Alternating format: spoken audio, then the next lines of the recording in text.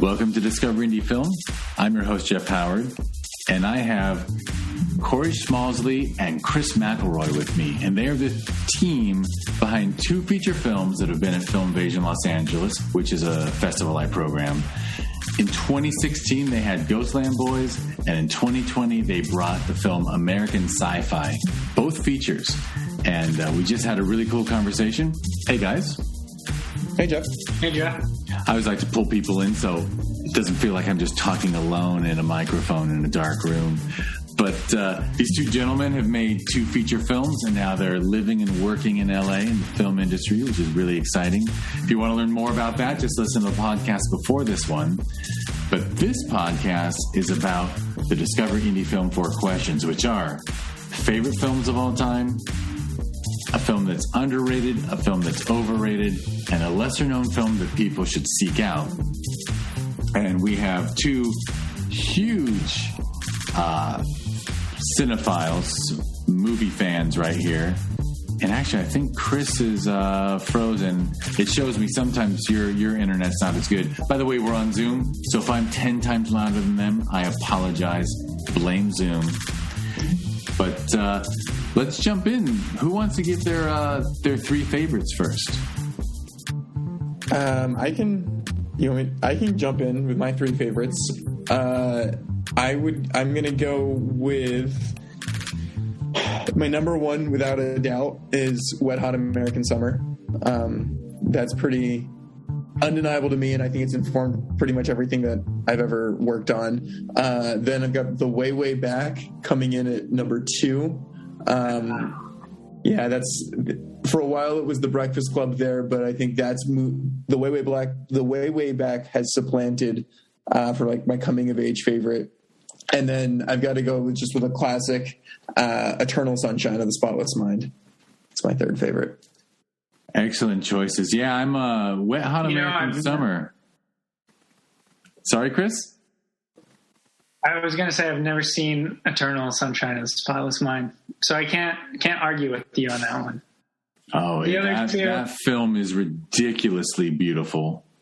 Everything about it. Yeah. I need to watch it. It's on my list. It's amazing. And I'm the people who make a Wet Hot American Summer are, to me, the people of The State, the sketch comedy from MTV, and they're my freaking age. So it's like, I like that you like them because I love a lot of their films. I think I'm especially, what was the one? I won't bother, but I like that team. David Wayne. David Wayne and Michael Showalter. They're our heroes. The one year we went to Sundance together, we ran into Michael Showalter on the street, and of course, then made a big scene. They're definitely our heroes. We actually dropped a VHS copy of Ghostland Boys at his office the first time we ever came to LA. Yeah. Yeah. You know what? No wonder you guys made it somewhere because you're not afraid. And by the way, in case I didn't use the names, Corey went first. So now we get to hear Chris's top three. Yeah. So my favorite movie of all time, without a doubt, is King Kong. I think I saw that movie and it made me want to be a filmmaker. And I would say the 1933 and the 2006 one, both of them, I saw them back to back, and they were both just so innovative for their times and fun with the story, adventurous. But you're talking the original, right? Yeah. 1933, when I saw that, I wanted to make stop motion movies. And since then, filmmaking has been my career choice because of that movie. So that's my all-time favorite. Then second would be E.T. It's got everything I love. It's fantasy, adventure, coming of age. I think coming of age is where Corey and I, find a common ground that really elevates our stuff. We both love coming of age stuff. And obviously I love sci-fi stuff. So E.T. hits that.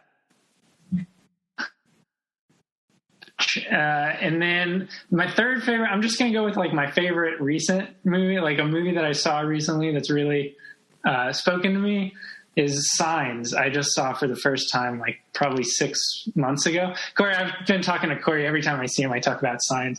That movie, I had never seen it until 6 months ago, and it's a nearly perfect movie in my mind. Really great characters, really tense story, really great build up towards the end, really great use of cinematography. It's got the kind of Jaws feel. You don't really see the aliens too much. Spoilers, there are aliens in Signs. That you don't know for a long time if there are aliens or if that's just people are freaking out over a prank or something. I don't know. Great movie. If you haven't seen it, check it out. That's a great M. Night Shyamalan film. Yeah. For sure. I've seen all his movies now. That was the last one I hadn't seen. And it's his best one, in my opinion. I'm glad I saved it for last. By the way, I'm going to comment on your list by comparing you to other filmmakers. And I'm like 99% certain that Peter Jackson said the original King Kong from 1933 is what made him want to be a filmmaker. Yeah. And that's why he did that remake. I'm aware. And I think his remake is incredible. I mean, very, very ahead of its time. When I saw that, I think it was like 2006 it came out. I was blown away. I had not seen the original yet, actually. I watched the original after. It made me watch the original. And I didn't know King Kong died at the end. And I was blown away. I was always more of a Mighty Joe Young fan. Yeah. And I just want to throw in that guess who said E.T. is their all-time favorite film? Steve Desmond. Steve Desmond, when he was the second person ever to do this, he just said E.T. is my favorite. Like I don't even have to name three. I'll name three, but if I only got one, it would be E.T.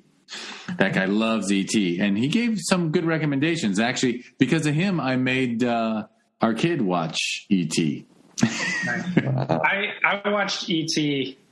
so many times while editing American Sci-Fi, and when we wrote the script originally. Like E.T. is definitely the biggest influence on that movie. I don't know. It's just a magical movie. It really... The kid, I forget his name, the actor who plays the main Elliot, probably the best child actor ever. And then Spielberg, it's got the classic Spielberg, like missing father figure, boy who needs a friend kind of vibe. The music's amazing. The cinematography is beautiful. The shot with the moon, oh my gosh, I could go on and on. It really holds up. It holds up. It took 2 tries, 2 viewings, but the kid liked it. It held up. Oh, yeah. Spielberg films, especially something like that from that time, like 40 years ago, pacing was different, right? Like they took their time in Act 1, bringing everything together. And we've been spoiled for the last probably 10, 15 years at and I think it was actually Lethal Weapon was like the first film that said, like, at the end of page 1, something big happens. Like, now we won't wait, Yeah, it's a shame. All right, I like the slow burn. Sorry? I like the slow burn intros of those 70s movies. Like Star Wars, the first like 40 minutes of A New Hope. They're like walking around the desert, kind of setting the scene. You don't get into the spaceship until like 40 minutes in. True. Obviously, the opening scene's exciting. Yeah, the opening that shot is like ridiculous. But they don't like he and Obi-Wan are just hanging out, talking. I mean, it's all cool stuff, but it's a lot slower than I think. Obviously the new Star Wars movies are, and any modern sci-fi movie would ever be. Yeah, for sure. Alien, it's like 40 minutes in before the face hugger pops out. I know I was supposed to limit it to 3, but that's probably my 4th favorite. Is Alien. Fair enough. Well, since you went second on favorites, you can go first on a film you feel is underrated. Okay. A film that is underrated. There is a new movie that's out. I don't know how it came out in the past year. It's called Love and Monsters, and it should have been a theatrical release, but the pandemic ended that, and it went straight to Hulu. And it's the kind of movie that will never be big today, just because it doesn't have a massive star and it's not an IP that is well known. But that movie was really, really good and underrated, and it's a lesser known film. So I don't know. I can't believe people aren't talking about that movie, because I thoroughly, thoroughly enjoyed it. Yeah, you know what? I can't name who, like I could pull Steve's name out of my butt, but someone else mentioned Love and Monsters to me, so I've got to check that out. Yeah, it's a solid, like, really good story, really heartfelt. The visual effects are really good. It's a very indie feel to a movie, but high concept with these giant monsters and this kid trying to survive the monster wasteland. And there's like a love story in there, which everybody's a sap for a good teenage romance, coming of age kind of thing. It's requisite. Someone's got to fall for somebody. Yep. Corey, you want to do? Yeah. Underrated? My underrated is probably a bit more controversial. I leaned towards movies that, were controversial in thinking about this one. And Chris, I'm glad you brought up Alien before, because my underrated film is Prometheus. I think it took me a while to see it, and I'm not fully. I mean, I've seen Alien, I've seen Aliens, but I had heard so much about Prometheus that had scared me away. But also, as I spent a lot of time talking about, my fascination and my love for Lost, David Lindelof is somebody who I think can probably do no wrong, and so I was, waiting for the right moment to watch it. And I think it's an incredible film. I think the issue that people had with it was that they felt too beholden to the IP, and so they didn't love the decisions and the choices that were made. But for me, like, as a cinematic experience, I think that was a world that I was able to lose myself in. And then I instantly put was it Alien Covenant on my to watch list. I haven't watched it yet, so maybe it didn't grip me as much. But, like, I don't know, that was something that after watching I was shocked. I had to look up to see what people were upset about, because I had no major issues with it whatsoever. I'm with you, by the way. When it came out and everyone was really anti-Prometheus, I went and saw it in the theater, and I enjoyed it. I really enjoyed that ending. Yeah. I think that it suffered from some of by no fault of its own, there was a lot of anti-Lost sentiment at that point, and I disagree with the negative complaints. Chris gave me a call the night that the finale aired to kind of razzed on me a little bit, but he was wrong. And I think that it was the negative association. I loved the finale. Okay, well, we don't want to do spoilers. But we disagree on what the finale was saying. We disagree because you're wrong, but that's fine. You disagree about how Lost ended? Yes. Yeah. That's a fascinating. Okay, we will revisit Lost once you guys finish question 4, right, because I want to chime in. I can be the tiebreaker, actually, because by the way, my partner, she never watched Lost, and I keep telling her, it's probably worth it to watch it, because we'll discuss it at the end, but, like, I bet binging Lost is way better than having watched it when it was on TV and you had to wait out the break of the writer's strike and everything. I fundamentally disagree. Okay, we'll get to the end. I don't want to. I think Lost had a lot of advantages with the water cooler gossip being a part of its. We'll get to it, Chris. Yeah, Well, we can do a little Lost time at the end. All right, Corey, what's a? I'm on overrated now. You're on overrated. This one. And I don't have a solid explanation for this. I just really didn't like the film. But for me, overrated is Dunkirk. We saw Dunkirk for Chris's birthday, our first year in LA. And I think Christopher Nolan is I think he's a great filmmaker. I don't think anybody would argue that. I think at times some of his films will occasionally get lost for they get caught within the concept.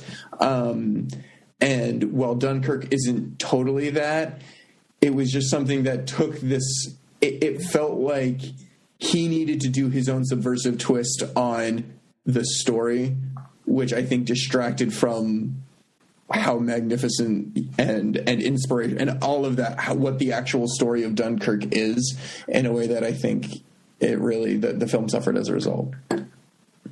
Fair. Very fair. No, I agree. Yeah. Yeah. When I saw Dunkirk, I made a point of seeing it at the IMAX here at Universal City. So I thought I think I walked out of it. I took my nephew and I walked out of it and I said, that's one of the best war films I've ever seen, and I don't think I ever need to see it again. Like it was an impressive work that you don't enjoy very much, and once you walk away from it, you're like, I can watch Inception like 3 times this weekend. Like, I'm just weird that way. But yeah, Dunkirk, there's really just war porn. Yeah, I agree. There wasn't much to it for a Nolan movie. Obviously, it was well made, but yeah, I mean, I think he wanted to make a point about, like, I appreciate that every time a gun goes off, you actually react instead of being desensitized to gunfire. Mm-hmm. But the war film, the anti-war war film, is something that he and Spielberg and a bunch have tried to do, but it's really hard to deglorify something when you're putting it on a 50 or 75 foot screen that's all about glorification. Yeah, exactly. Yeah. Chris? Still pretty cool. Yeah, Chris, what's your overrated? This one's going to be controversial, but I think Pulp Fiction is overrated. I'm not saying it's a bad movie. I think it's a good movie. It's fine. But it's not at all. Oh, we got Chris's Zoom is frozen for a moment here. Or is it mine? Hollywood's way better. Actually, I think my Zoom froze. Oh. So if you want to repeat that. Right. Yeah. So I think Tarantino just has so many better movies. I really think Pulp Fiction is, in my opinion, his worst work. Not that it's bad. I don't know. I don't love it as much as everybody else. I think Reservoir Dogs is a way more intriguing story to me. Django Unchained is a lot more fun, and I love the old spaghetti westerns. Hateful Eight, kind of the same vibe. I think Once Upon a Time in Hollywood is his most similar to Pulp Fiction in a lot of ways, because it's got that old Hollywood kind of feel. And I think Once Upon a Time in Hollywood is a way better movie. Why I don't like Pulp Fiction all that much, I don't know. Maybe I didn't watch it until I was like, I want to say 20 years old, 21 years old. And maybe by then everybody had just said, yeah, this is the best movie from the 90s. This movie changed indie film. And to me, it didn't hit me as hard as El Mariachi or Clerks or Napoleon Dynamite, Chris, I think it's very lucky that we didn't all meet up to have, and not because I'd fight you. I just don't know. Tarantino's got shooters out there. Like, you're not making it. I know. If you're trash talking any of his movies, LA is a dangerous place. Look, I'm a big fan. I like all his movies. I just think Pulp Fiction. The question is, a film you feel is overrated. Pulp Fiction is overrated. Yeah, and you did it exactly how really the question's kind of designed. You're not saying it's a bad film. You're saying, I love this filmmaker, and everyone says this is his best, and I don't think it's his best at all. And by the way, you want to talk about gunfire? I can't name who it was, but a filmmaker recently said overrated everything Tarantino's ever done. Wow. Just Tarantino himself as a being on this earth is overrated. was her point of view. He's polarizing. I almost answered the question with every single take film that's been made in the past 5 years, because that's a new fad that seems to win all these Oscars, and I don't know, I'm over it. 1917, Birdman. Subtweeting Birdman, yeah. I don't disagree. The Revenant wasn't one take, but it was like 5. I don't know. Yeah, I agree. I'm a huge Mendes fan, but like 1917, I was like, all right, so it's a stunt. Like, you pulled it off. Yeah, it's a gimmick. But yeah, it doesn't make the story better. Yeah. Well, Birdman. Yeah. Was the title longer, but Birdman was, there were parts about it that I think it sort of worked for the narrative that we were trapped in with him in his mind. But yeah, sometimes I do think it's a stunt. I'd rather see, I'm with you. To brag on Spielberg, he's my favorite probably. I think the way he does long takes, like 5-6 minute oneers. And I think that's the way to do it. And he moves the camera through those. But then when it's time to cut, he cuts. I was going to mention Children of Men. Like, Children of Men has amazing long... Children of Men does it perfectly. Yeah. Does it perfectly, but when you need a conversation edited, it's edited. Yeah. I think there are times where a cut is distracting and you don't need it. And it's like if you had just held and done one take. But then there are times where the one take is distracting. And it's like, I don't need to see the camera pan around to the other character that's talking. Like that takes me out of the moment, because now I know there's a camera and there's some guy like behind the camera, like smiling, like, this is so cool that we did that. They're going to think this is awesome. It's so distracting. It's so distracting in 1917 because the whole film, every time they like go over a body of water or something and the guys are trudging through, you're just picturing in your mind, okay, so here, like, you can't stop thinking about the production. Exactly. Yeah. So those are all overrated. That style is overrated. That style, but you got to stick with Pulp Fiction. That was your pick. Yeah. I stand by that. By that. All right. I love it, by the way. I'd put it above many of his others, although my number one for him is probably Inglourious Bastards. All right. So last question is, lesser known people should seek out. And I think it's Chris's turn to go first. All right. There's a movie called Dave Made a Maze. I want to say I saw it on Hulu a few years ago. If you haven't heard about it, it's really, really cool production where these people go into a labyrinth made entirely out of cardboard. This guy has built a cardboard fort in his house, and his buddies go inside. In the movie, the first scene, the cardboard fort is like kid size. It's like 5 by 5, and they go inside, and then it's this fantasy cardboard world, and it's awesome, and it's a really good story, really heartwarming, like buddy film, where they're trying to get their buddy to get over his depression, and that's why he's built this metaphorical maze, and everything in this movie is made out of cardboard or like cardboard paper. Like it's just really cool what the art department did on that movie. So check it out. Dave Made a Maze is the name of it. Sounds very cool. And good pick. I've never heard of it. So it's very indie movie. I don't think anybody saw it when it came out. I don't know how much it costs. I'm sure it costs way more than the filmmakers would care to admit, because the production is just such a high. They must have spent so much on cardboard boxes. And there's some huge set. There's like a minotaur made out of cardboard that chases them. It's insane. Really good movie. Yeah. Sounds good. And then for mine's not super, super obscure, but it's this British film called The Festival, which came out a couple of years ago. From the director is Ian Morris, who created The In-Betweeners, the British teen comedy series.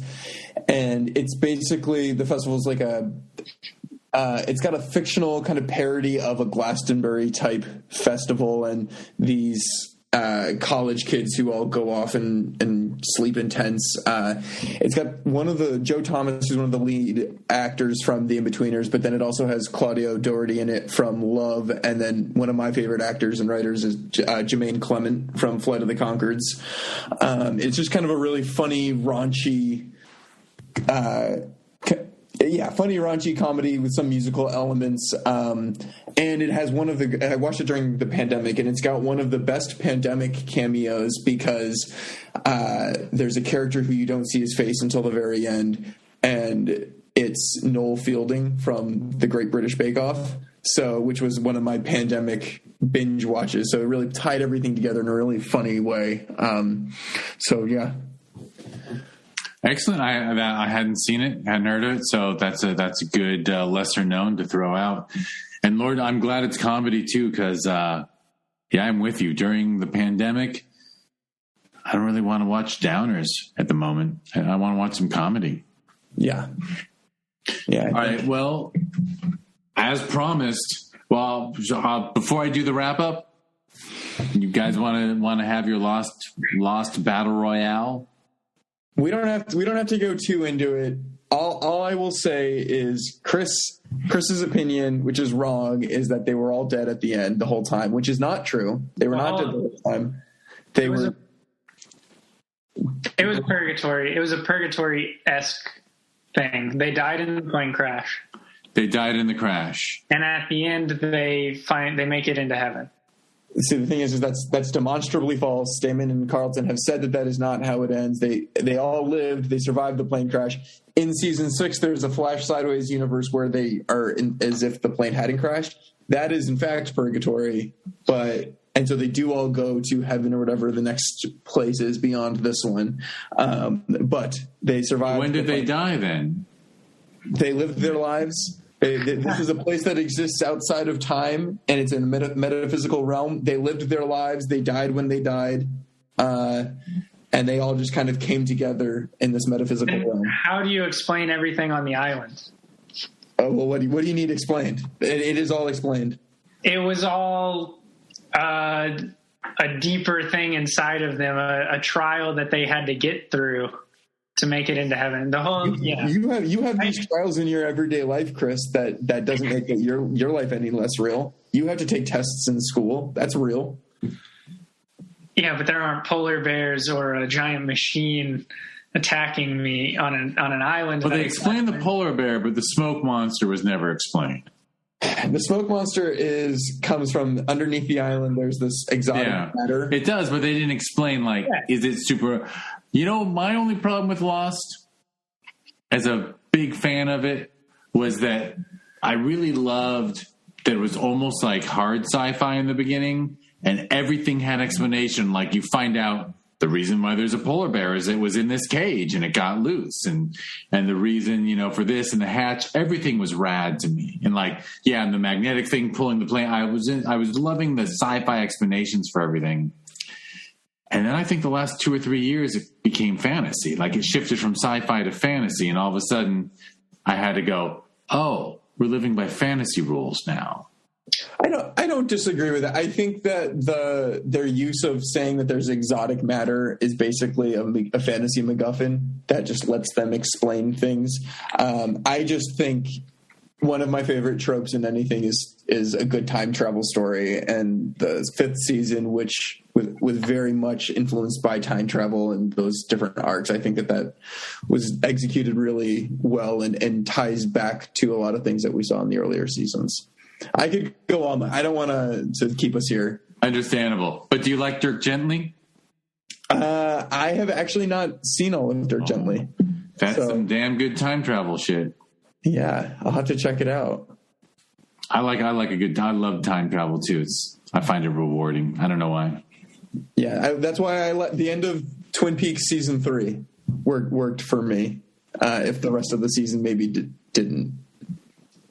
Was that the new season they made? Yeah, the new season when he goes back in time, spoilers, to try to rescue Laura Palmer, and it's a unique take for sure. I was a huge Twin Peaks fan. Watched every episode the first night it aired, and love the movie. And I never watched because I never have Showtime, so I never saw the reboot. Yeah, it came out. The first 4 episodes all dropped the night before my college graduation. And so I stayed up late where everybody was partying and at the bar celebrating. My friend and I were at home staying up till 4 a.m. watching Twin Peaks season 3. So nice. Very nice.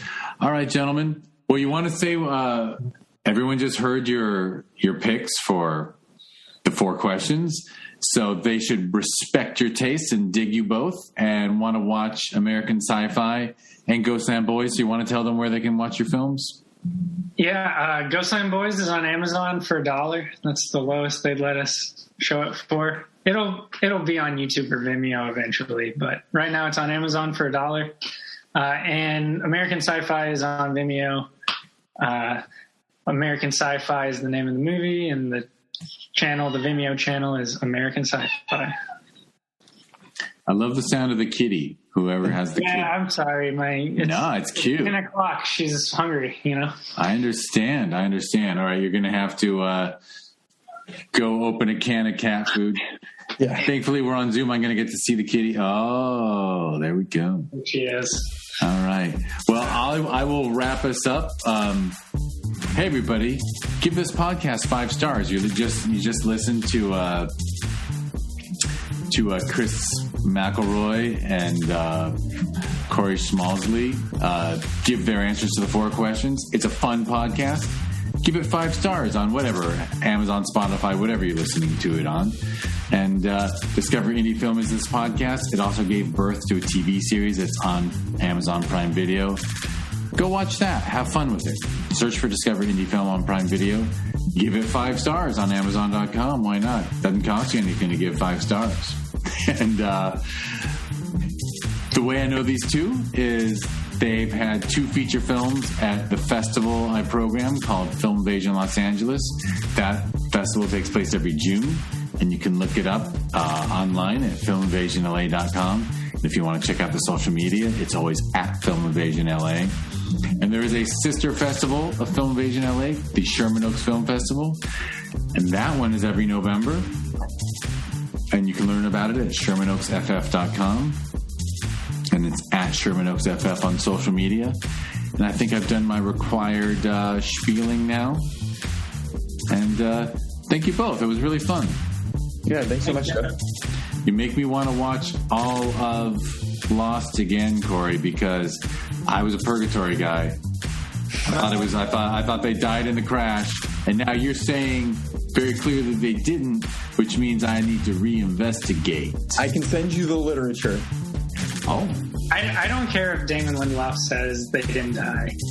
He's lied to our faces about what his stuff is about before. So that's all that needs to be said about that. And I don't know about him, but I have an unfair statement to make about J.J. Abrams, which is, I think as a writer, he's great at starting a story and continuing a story, and he never has a good ending. Whether it's Star Trek or Lost or everything he's done, I'm like, wow, I wish he had a good ending. Like, could you please think about the ending a little bit before? I think he's probably so good in the pitch room that he gets half-baked ideas sold all the time, and then he just has to make them with, like, not a good ending. It's all about the first page, you know? All right. Well, thank you both. This was a lot of fun. Thanks, Jeff. It was a pleasure. Thanks. And I'll thank everyone who listened.